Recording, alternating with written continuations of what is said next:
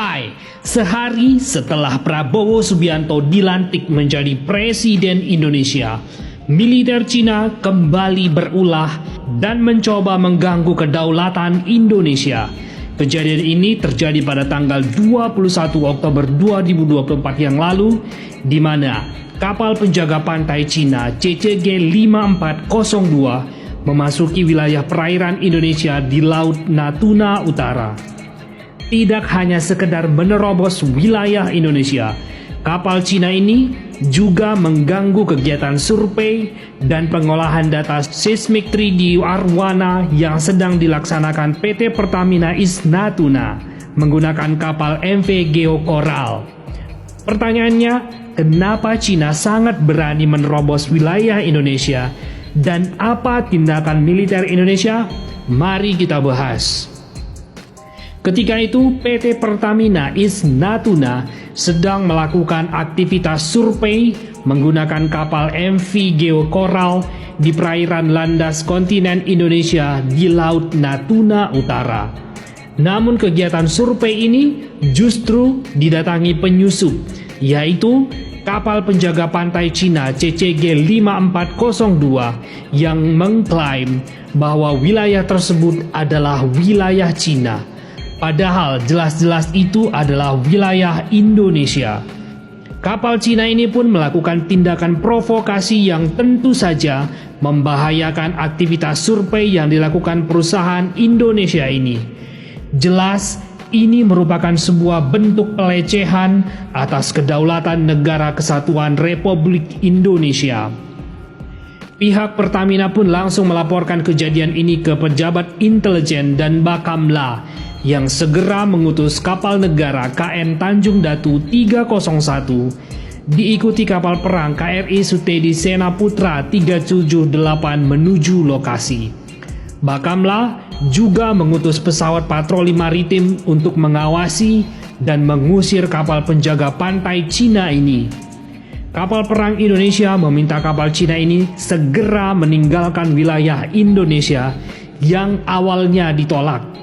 Namun manuver kapal perang KRI Sutedi Sena Putra 378 dan KN Tanjung Datu 301 beserta pesawat patroli maritim Indonesia di lokasi membuat kapal penjaga pantai Cina ini terpojok dan akhirnya meninggalkan lokasi.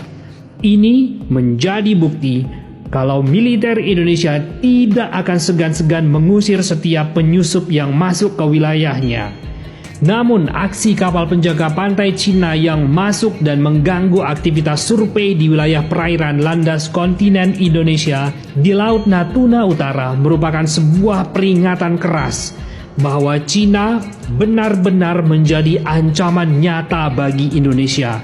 Apalagi Cina juga memasukkan sebagian wilayah zona ekonomi eksklusif Indonesia di Laut Natuna Utara ke dalam wilayah yang diklaimnya melalui peta Nine Dash Line.